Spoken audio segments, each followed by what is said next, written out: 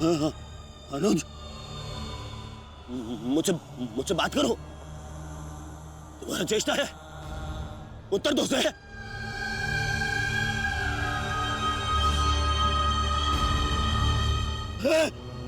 अनुज, अनुज उत्तर दो। ये क्या हो गया? तुम सबने कभी अपने देश की बात का उल्लंघन नहीं किया, तो आज ये उदंडता क्यों? उठो, उत्तर दो। उठो।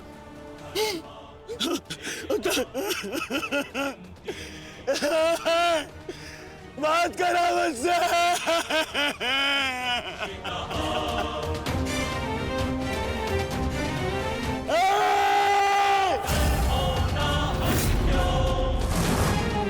ये क्या किया भीम? ये क्या किया तुमने? केवल कहने को ज्येष्ठ भ्राता था मैं पिता से अधिक इन्होंने मुझे सम्मान दिया है। ये चाहते थे कि अपने कंधे पर उठाकर मुझे सम्राट के सिंहासन तक लेके जाएंगे। बस तुमने मुझे विवश कर दिया। मैं इनकी अर्थी को कंधा दूं।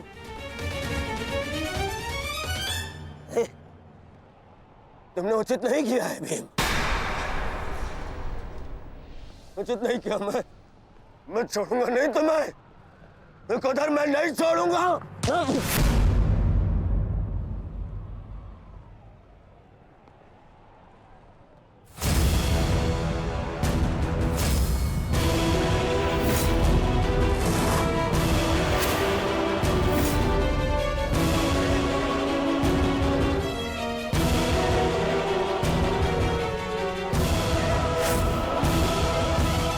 शांति युवराज, युद्ध के नियम के अनुसार आज का युद्ध संपन्न हुआ और इस समय प्रहार करना वर्जित है। पर प्रतिकार करना नहीं आचार्य, प्रतिकार नहीं। पांडुपुत्र,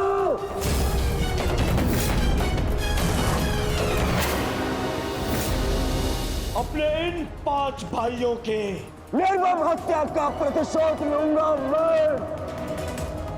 किसी एक को भी जीवित नहीं छोड़ूंगा मैं, ये मेरा वचन है। मेरी प्रतिज्ञा मत भूलो दुर्योधन। तो नियति तुम्हारे 5 भाइयों की हुई है, वही नियति तुम्हारे शेष 95 भाइयों की भी होगी। दुर्योधन! मैं ऐसे नहीं छोड़ूंगा। राजा भीम रुक जाइए, ये सही समय नहीं है।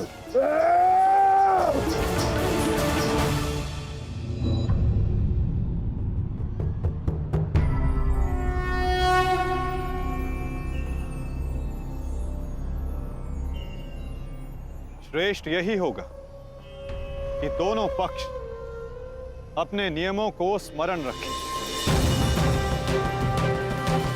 सूर्यास्त्र हो चुका है और उसके साथ ये युद्ध भी समाप्त हो चुका है। आप दोनों अपनी भावनाओं को कल के लिए शेष रखें और वही उचित रहेगा।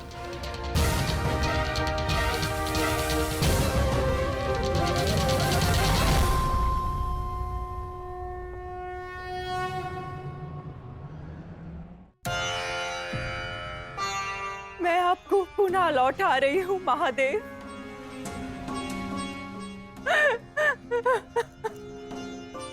आपने मुझे 100 पुत्रों को आशीर्वाद दिया था और आज मुझे उन्हीं पुत्रों की मृत्यु का दुख भी दे रहे हैं।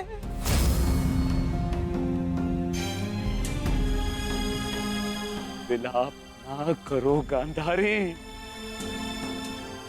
युद्ध में मृत्यु होना निश्चित है। कभी स्वयं के पक्ष के योद्धाओं की और कभी विरोधी पक्ष की।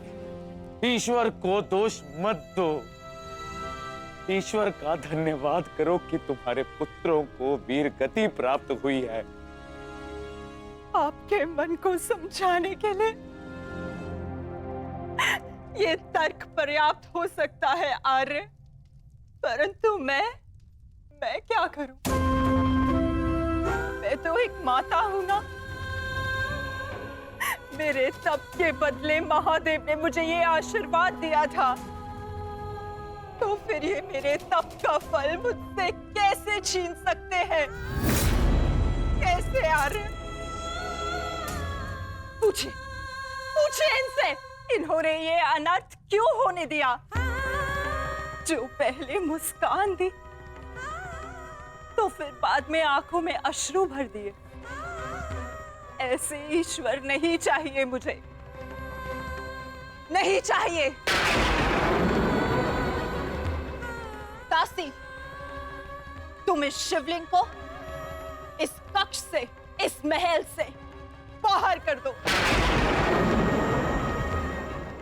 मुझे नहीं चाहिए कोई प्रभु, कोई मंदिर, किसी चीज की आवश्यकता नहीं है मुझे।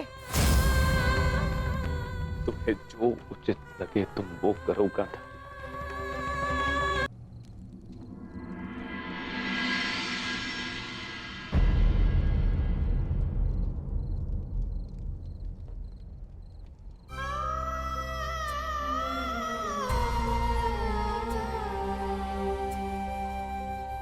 युद्ध में योद्धा को घाव लगना सामान्य बात है।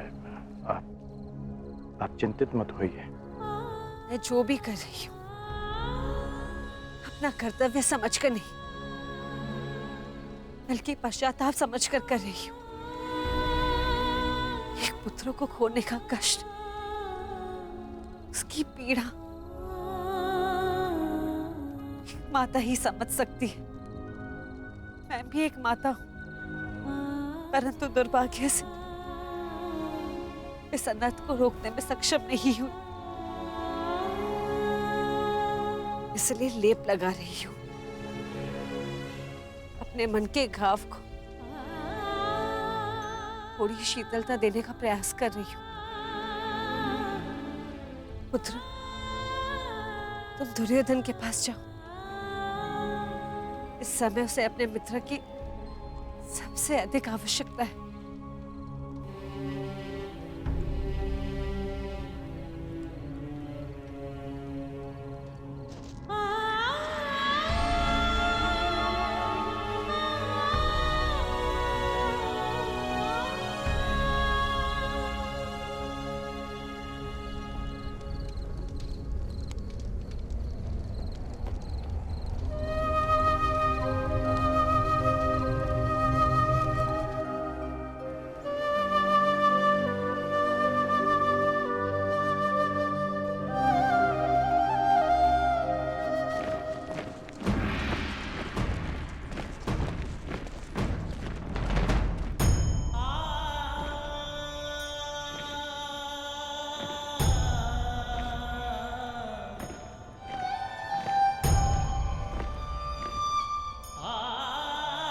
पिताजी,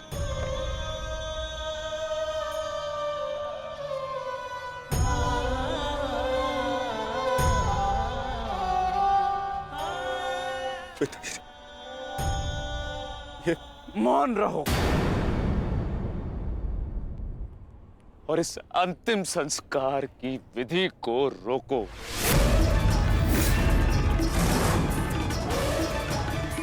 मेरे पुत्रों का अंतिम संस्कार नहीं होगा।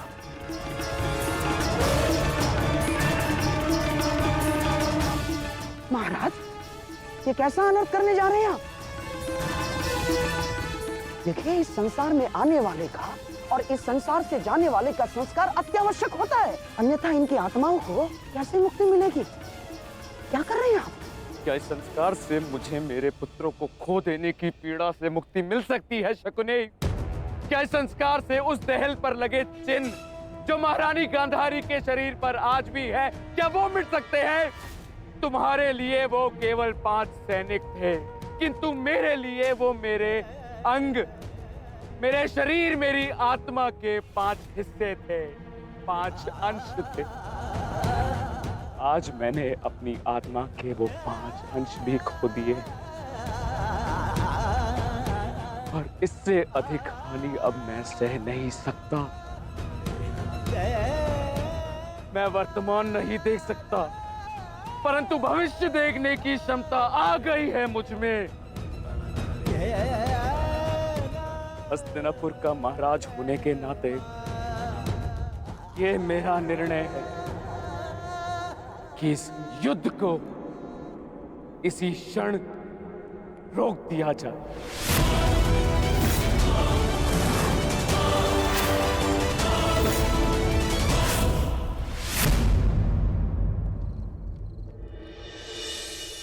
पिताश्री,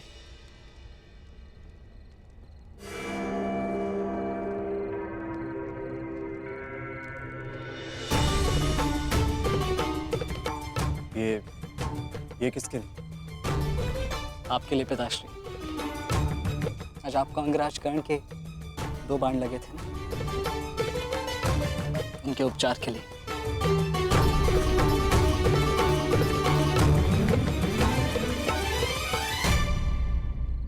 मुझसे अधिक घाव तो तुम्हें लगे हैं पुत्र।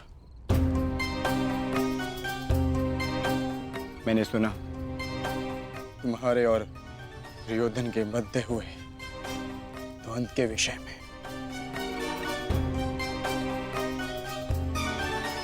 तुम्हें ऐसा नहीं करना चाहिए था अभिमन्यु। दुर्योधन एक दुर्जय योद्धा है, शक्ति में, अनुभव में तुमसे कहीं अधिक। तुम्हें सावधान रहना चाहिए। पिताश्री उचित कह रहे हैं आर्य।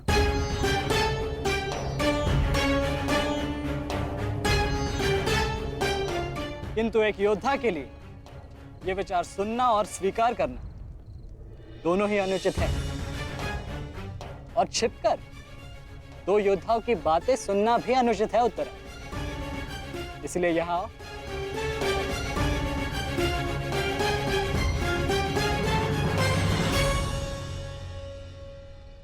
आप ही बताइए पिताश्री, क्या एक पत्नी का अपने पति के लिए चिंता करना अनुचित है?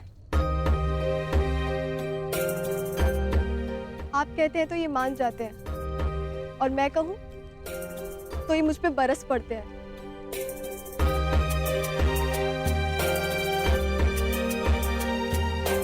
आप ही ने कहा था ना कि काका श्री दुर्योधन के साथ द्वंद्व करना इनके लिए उचित नहीं है। प्रभु का धन्यवाद, ये सकुशल युद्ध भूमि से वापस आ गए। अगर कोई अनहोनी हो जाती तो? योद्धा यदि वीर गति को प्राप्त करे तो ये उसके लिए गर्व की बात होती है उत्तरा, अनहोनी की नहीं।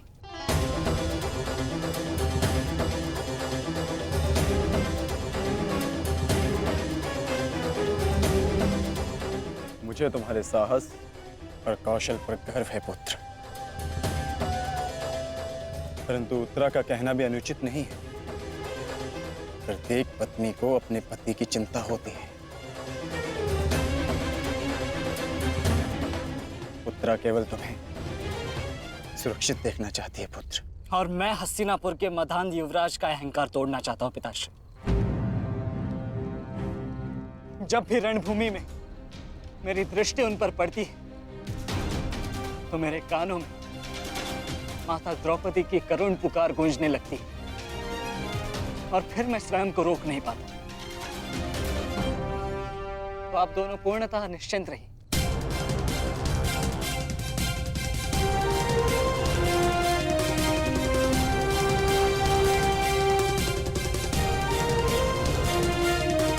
क्योंकि मेरी सुरक्षा के लिए माता यज्ञसेनी का आशीर्वाद है मेरे साथ।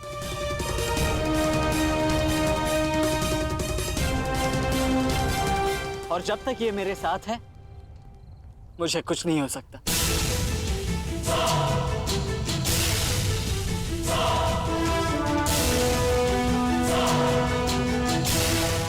आपके तेज के अंश का प्रहार और माता के आशीष की ढाल जब तक मेरे साथ है मैं काका श्री दुर्योधन क्या समस्त कौरव सेना का सामना अकेले करने में सक्षम हूं। मुझे उन पांडवों से अब विजय नहीं चाहिए। अब मुझे उनसे अपने इन भ्राताओं के मृत्यु का प्रतिशोध चाहिए। अब यदि आपने इस युद्ध में विराम लगाया तो आपके ये 5 पुत्रों वीर वृषसेन, पितामह और अनेक सैनिक उनके इस युद्ध में दिए प्राणों का, उनके प्रयास सब व्यर्थ चले जाएंगे पिताश्री। ऐसा मत कीजिए पिताश्री। रक्त के बदले रक्त लूंगा मैं।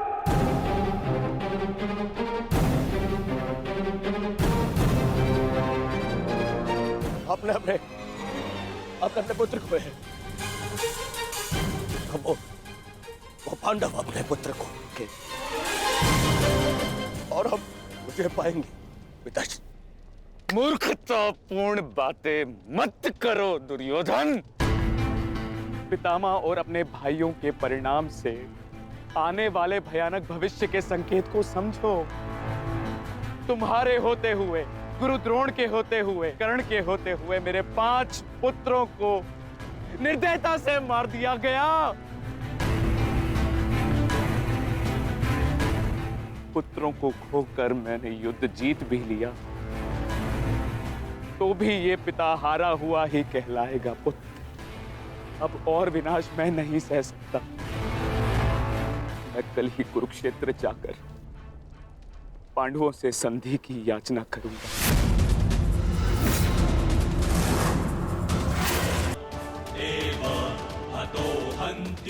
आज की परिस्थितियों के लिए सज्ज रहना पार्थ।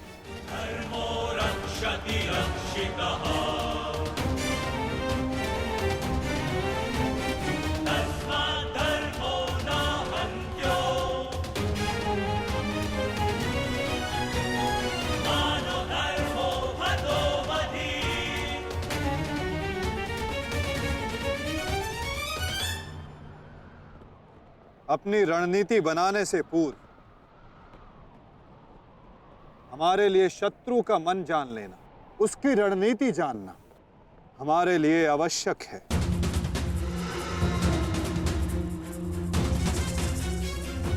सबको ज्ञात है ना कि आज शत्रु का लक्ष्य क्या होगा? युधिष्ठिर को बंदी बनाना हमारा आज का लक्ष्य होगा।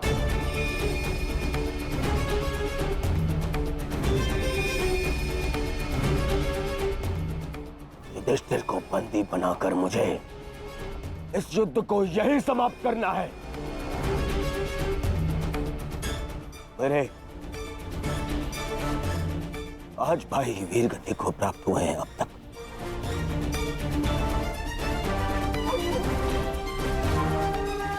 श्रद्धांजलि श्रद्धांजलि देनी है मुझे उन्हें।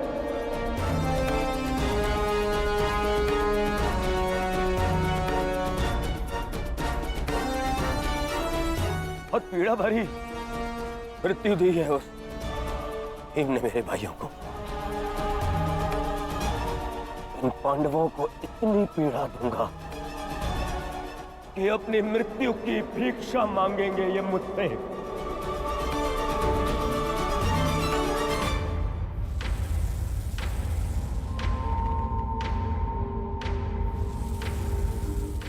मित्रगण, वचन दो मुझे, आज चाहे जो भी तुम्हारे मार्ग में आ जाए तुम उस पर दया नहीं दिखाओगे। आज चाहे जो कोई भी आ जाए तुम अपना सबसे तीव्र प्रहार उस पर करोगे। वचन दो मुझे मित्र। तुम्हारा आदेश मेरा वचन है मित्र। आज शत्रु कर्ण का एक भिन्न रूप देखेंगे।